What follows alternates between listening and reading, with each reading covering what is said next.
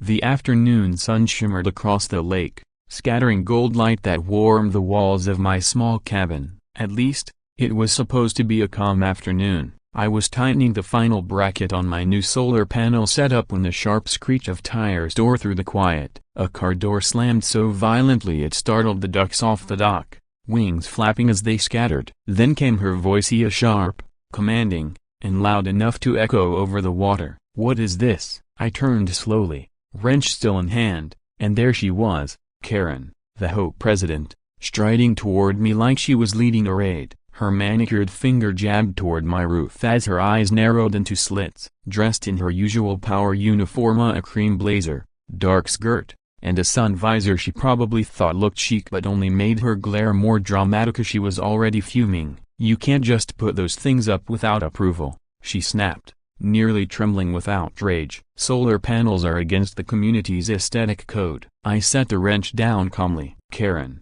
this is my property.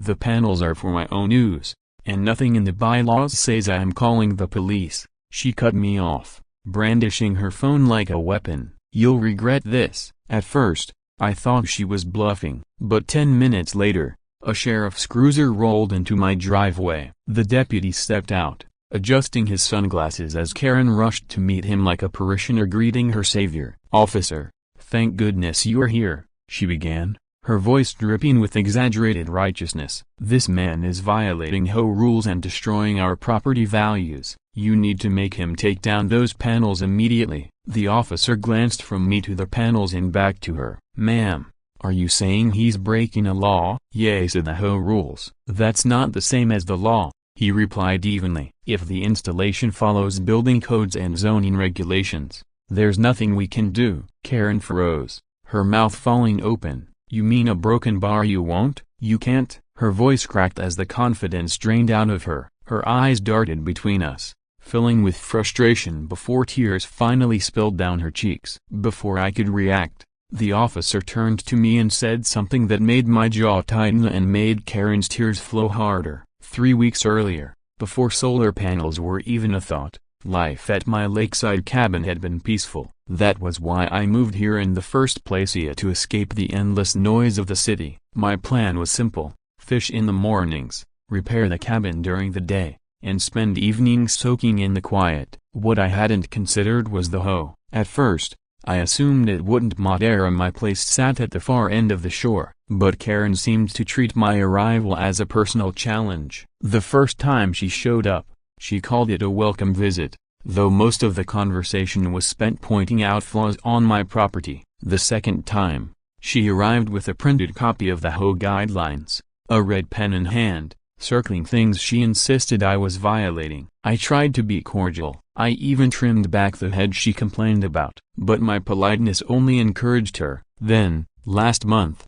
a brutal storm knocked out power across the whole neighborhood. While everyone else sat frustrated in the dark, I started thinking about how often outages had been happening. That's when the idea of solar panels clicked. Clean energy, no utility bills, and best of all, no more sitting in the dark whenever a branch fell on the lines. When the installation crew arrived, Karen just so happened to be walking her dog past my driveway. She stopped, lips pressed thin, watching the truck full of equipment. She didn't say a word, but the storm was clearly brewing. By the second day, the panels were nearly complete. I was on the roof making final adjustments when she returned, marching up like a prosecutor ready for trial. That was when she exploded, railing about aesthetics and property values as though she were giving a closing argument in court. Now, here she was in my driveway, her posture collapsing under the sheriff's calm dismissal. Her voice trembled, but she kept pushing.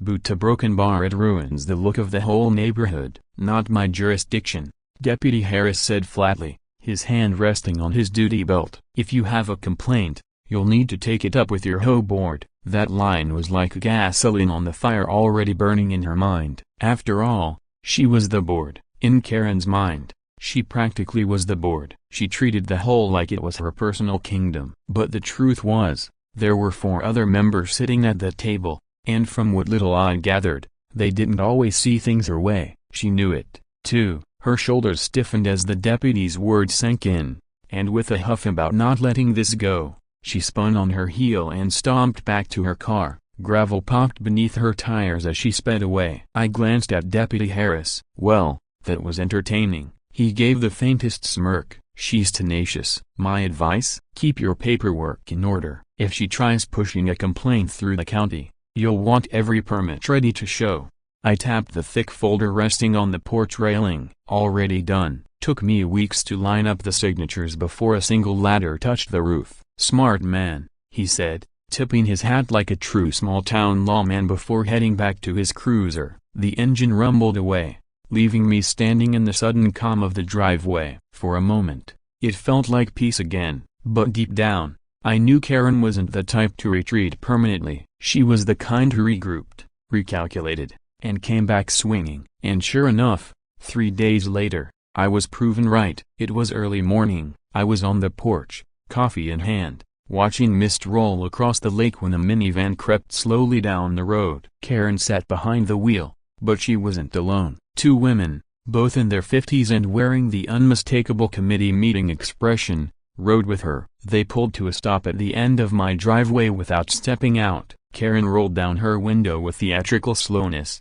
hiding behind a pair of oversized sunglasses. One of her companions clutched a clipboard. They were taking notes. I could have ignored them, but that's never been my style. I strolled down the drive, gave them a cheerful wave, and called out, "Morning, ladies. Need something?" Karen slid her sunglasses down, letting the paws hang heavy before speaking. "We're assessing the visual harmony of the neighborhood." I nearly laughed out loud but bit the inside of my cheek instead. "Visual harmony," I repeated. "Yes," she said crisply, "your solar panels disrupt it. We're documenting our concerns for the board." I nodded like she just pointed out a crooked mailbox. "Well, I hope the board appreciates all the hard work you are putting in." She blinked at my casual tone, clearly disappointed I wasn't rattled. "We'll be in touch," she snapped before rolling the window back up. The van eased away at a snail's pace, as though they were on parade. A week later, the letter arrived. It was 3 pages long, typed up on official-looking letterhead, and laced with pompous phrases like "in violation of community aesthetic standards" and "failure to seek prior approval." At the bottom of each page was Karen's bold signature, underlined with dramatic flair, as though she were a queen sealing a royal decree. I didn't even finish the first page before laughing. She had cited Section 8.22 of the HOA guideline as a rules about holiday yard decorations. She was essentially comparing my solar panels to inflatable reindeer. But then came the demand: remove the panels within 14 days or face further action. That was her big swing. The problem for her? By sending that letter, she'd opened a door I was more than ready to walk through.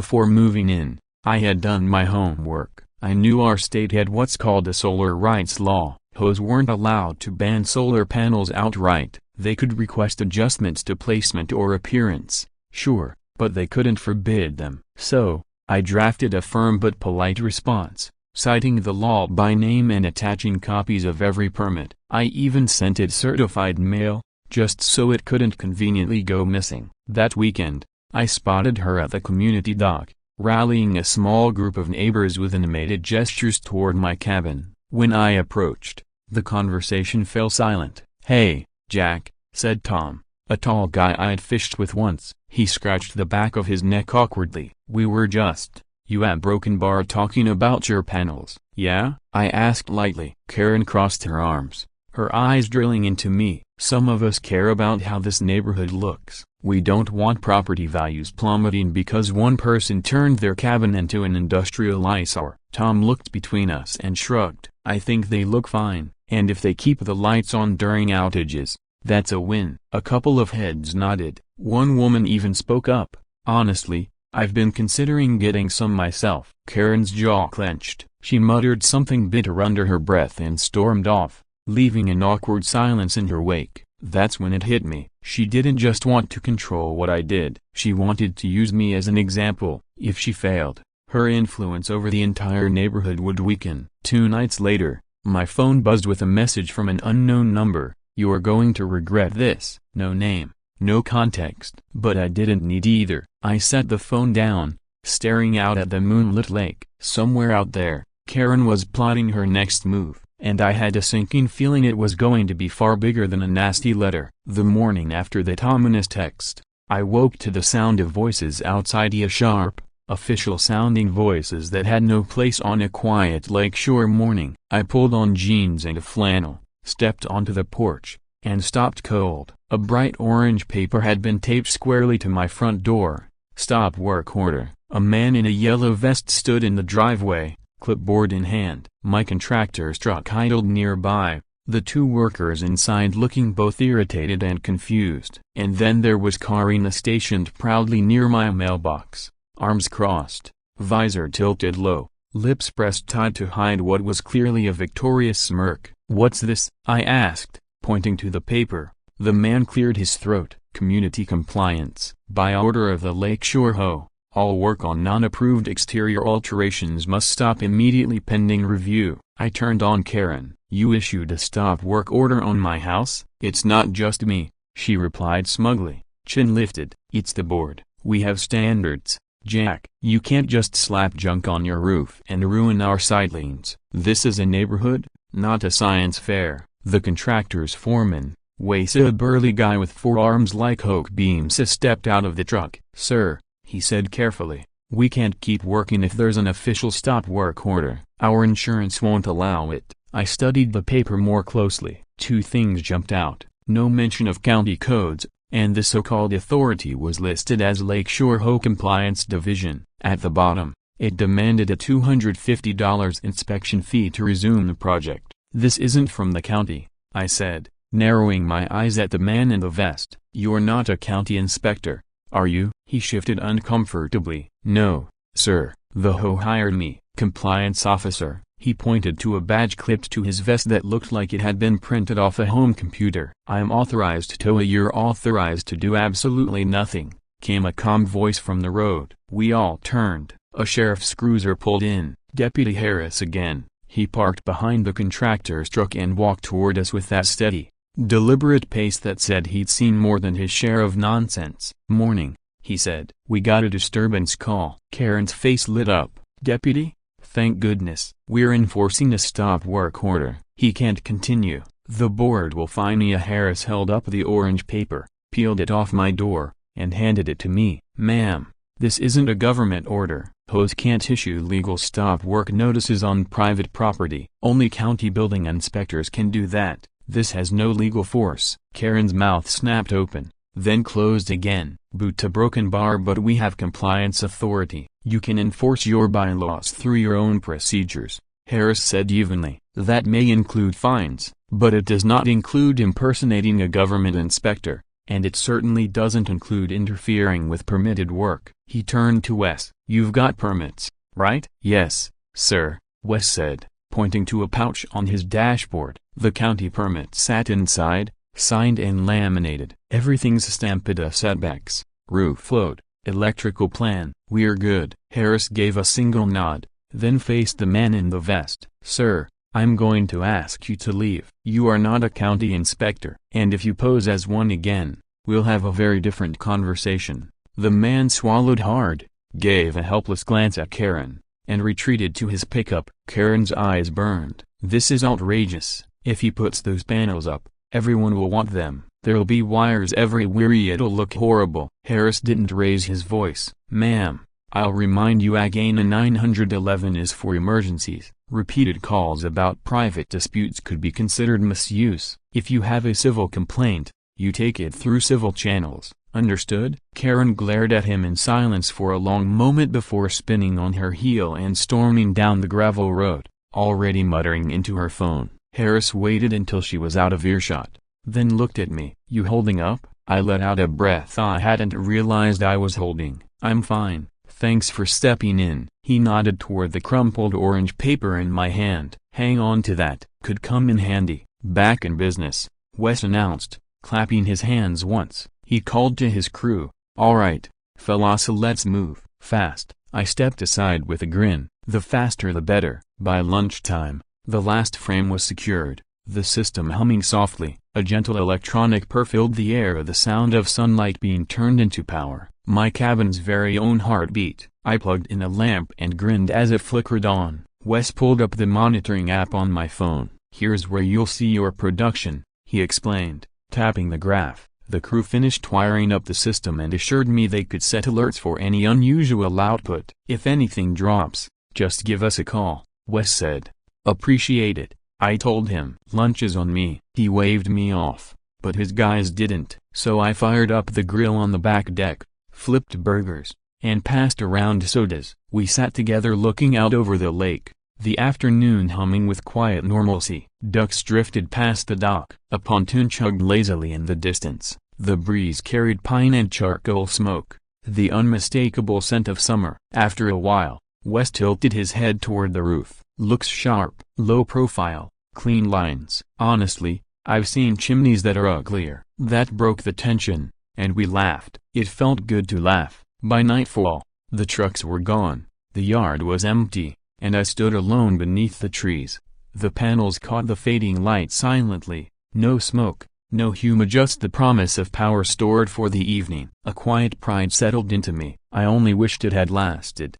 2 days later, an envelope landed in my mailbox stamped with urgent board notice. Sitting at the kitchen table, I tore it open. Inside was the agenda for an emergency special session of the Lakeshore HOA Board. Location: the clubhouse. Subject: unauthorized solar installation. Beneath that was a proposed amendment. As I read through it, my shoulders sank lower with each line. It spelled things out with surgical precision.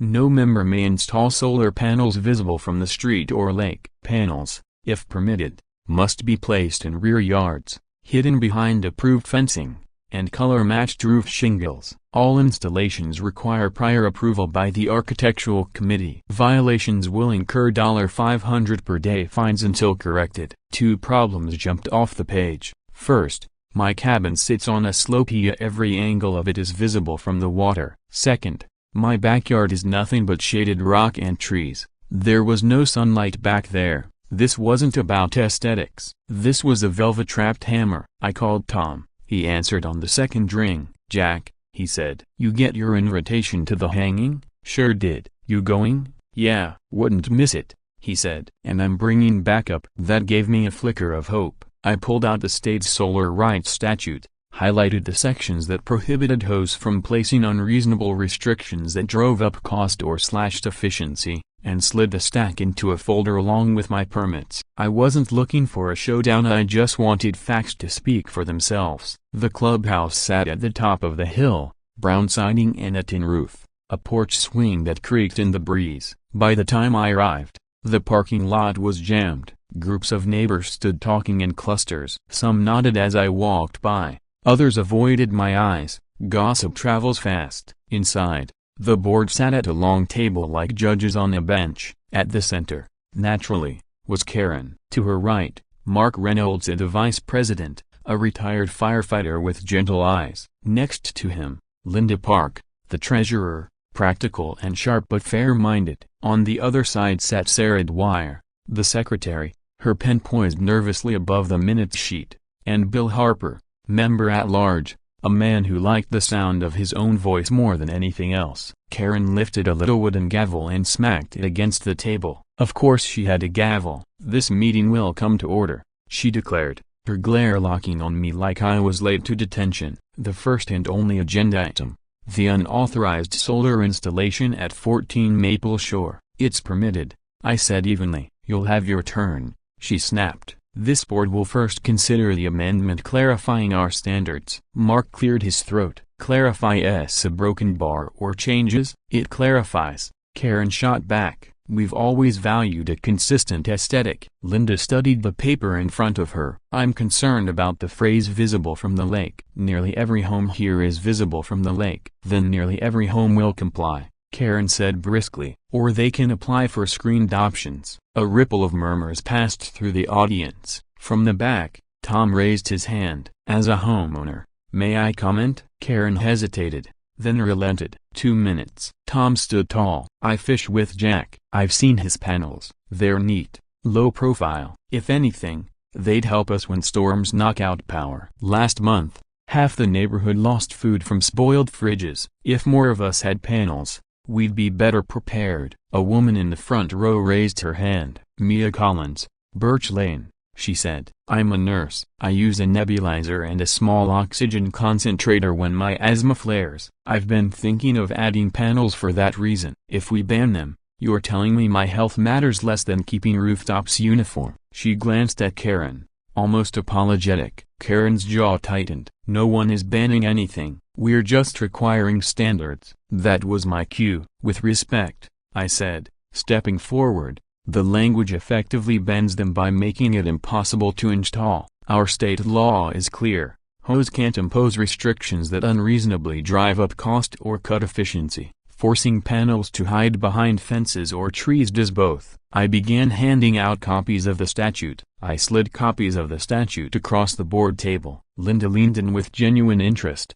Mark scanned his quickly. Sarah's uncertainty flickered across her face, and Bill scowled at the page as though it had personally offended him. Karen didn't even touch hers. Jack, she said, voice sharp, you're new here. You may not fully understand. I understand neighbors, I replied quietly. I understand that we all share the same shoreline, the same sunsets, and the same storms. And I understand that this is about practicality, not just appearance. With solar, I won't need to crank up a generator at midnight, or knock on doors begging to stash food in someone else's freezer. I'll be the one checking in on others running on power that came from the sun. The room hushed. Linda broke the silence. Karen, the statute is clear. We can't adopt rules that effectively ban solar. We could refine things like frame colors or how conduit is placed, but we can't dictate placement in a way that makes them useless. Bill snorted. What's next?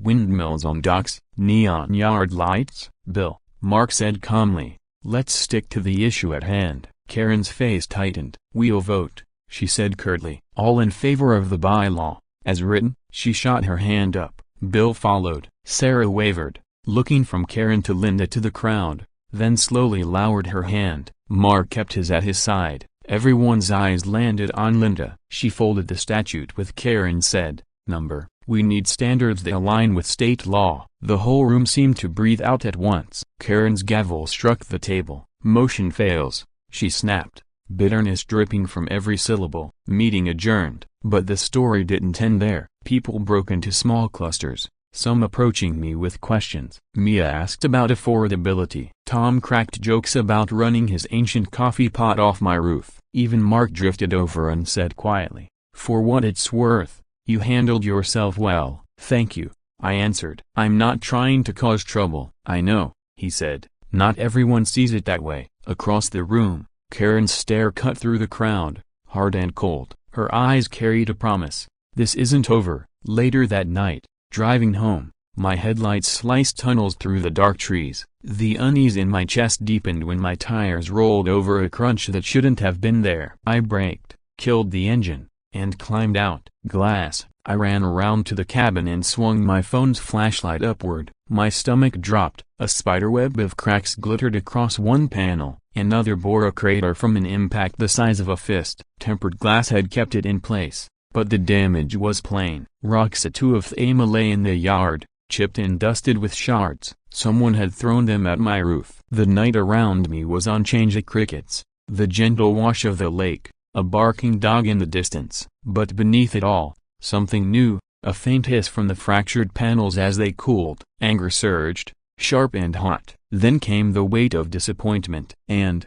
if I was honest, fear not of repairs or outages, but of what this meant. We weren't debating anymore. Someone had chosen violence. My first impulse was to call Harris. My second was to patrol the property with a flashlight. But the third, the one that stuck, was to sit in my truck and breathe slowly, deliberately. Kindness and empathy, I told myself, not as an excuse, but as a way to resist becoming the same as those I opposed. Then I dialed. County Sheriff, the dispatcher answered. This is Jack Turner on Maple Shore, I said, forcing my voice steady. I need to report vandalism. My solar panels were damaged. Are you safe right now? Yes. Whoever did it is gone. We'll send someone out. I stood under the stars, my porch light glowing defiantly, powered by the unbroken panels. A stubborn comfort. My mind drifted to Mia with her oxygen machine, to Tom and his jokes, to neighbors who wanted peace,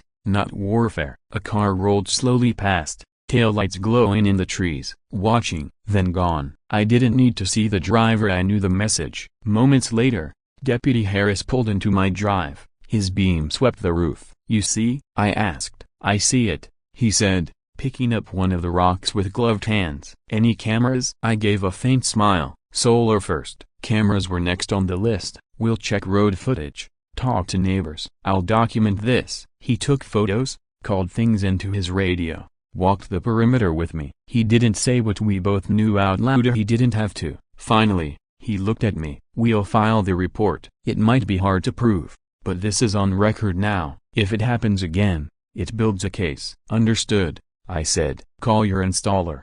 The panels are holding for now, but you'll want replacements. And Jack, don't let this change you. I know you're trying to be a good neighbor." "I'm trying," I admitted. "I can tell." When he left, the night folded back into crickets and lake breeze. Inside, I lingered by the switch, staring at the glow from batteries that no rock could take away. A small act of defiance. Then my phone buzzed. Unknown number. A text. "Take them down, or next time it won't just be the glass." The words blurred in my vision, and not from tears, but from holding back the anger pressing behind my eyes. I set the phone down gently, picked it back up, took a screenshot, forwarded it to Harris, and then I stepped outside, tilted my head toward the roof, and made a quiet vow, not a boast, not a threat, just a promise to myself that fear and intimidation would not be the authors of my story. Near midnight, I finally went to bed. The lake sighed against the shore, the panels shifted softly as the night cooled,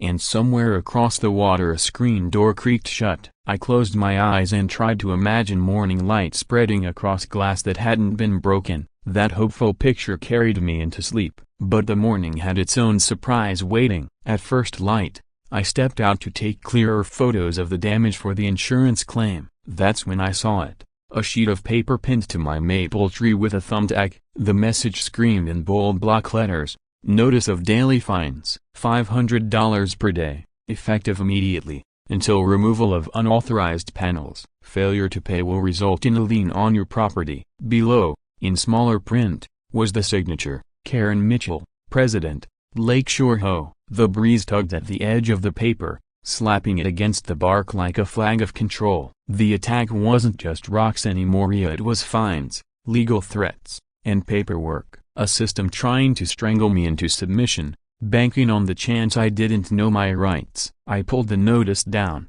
folded it neatly, and slid it into my pocket. My gaze drifted back to the roof, where fractured glass glittered like ice in the morning light. The panels still hummed faintly, stubbornly alive. Across the lake, a loon cried, haunting and distant. I glanced at one of the rocks still lying in the grass, chips fresh along its edge. That's when I heard tires on gravel fast. My chest tightened as a car barreled into the driveway, braking so hard that dust billowed around it. The driver's door swung open, and a woman stepped out quickly, a camera in one hand, a microphone in the other. "Are you Jack Turner?" she called, striding toward me. I froze, already bracing. "I'm Emily Rhodes, Channel 8 News. We've heard about your dispute with the HOA and that your solar panels were vandalized last night. Do you have a comment?" The red recording light on her camera blinked on, steady as a heartbeat, daring me to speak. "Mr. Turner," she pressed, eyebrows raised, "the HOA says you're breaking community rules with these panels. You've said you have permits. Now your property has been vandalized. Can you tell our viewers what's really happening here?" The weight of the moment settled on me hard. The wrong words could turn this from a fight with Karen into a neighborhood war, broadcast on the evening news. I drew in a slow breath. "Emily," I said carefully, "this isn't just about me or my cabin. It's about something larger." "We have rules for a reason," Karen said, her voice sweetened just enough for the camera. "This neighborhood is meant to preserve harmony. Mr. Turner chose to ignore our process and install unsightly equipment without proper approval. Now he's trying to vilify us for doing our duty." I stepped forward, the crunch of gravel punctuating my words. "I didn't ignore anything. Your process is illegal when it contradicts state law. I filed the permits, passed inspections, followed code. What you sent me wasn't a lawful order, it was intimidation dressed up as paperwork. And now my property has been vandalized." Karen pivoted slightly, angling her shoulder to the lens. "You see, he's implying I had something to do with that." Baseless accusations, on record. "I didn't say you threw the rocks," I replied evenly, holding her gaze. "But you've created the environment that made someone think it was acceptable." The camera caught the silence that followed. Karen's lips pressed thin,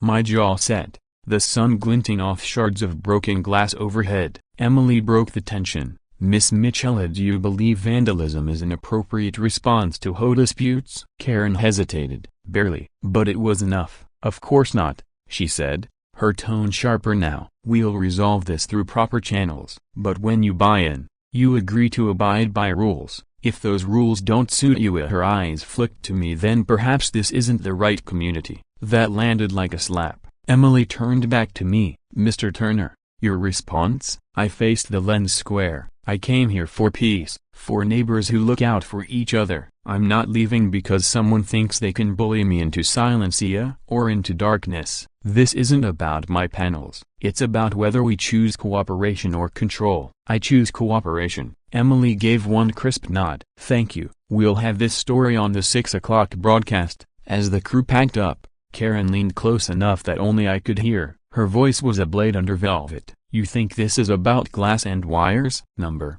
This is about who sets the rules here. And I promise you, Jack, it won't be you." She turned on her heel, heels clicking like gunshots across the driveway. That night, the broadcast cut our clash into 2 sharp minutes. The gleam of broken panels, Karen's tight smile, my steady rebuttal, and even a neighbor Mia from 2 cabins down is saying, "If he's got power and I don't after a storm, I'd hope he'd let me plug in." That's what neighbors do. The segment closed with Emily's voice. "The dispute is ongoing.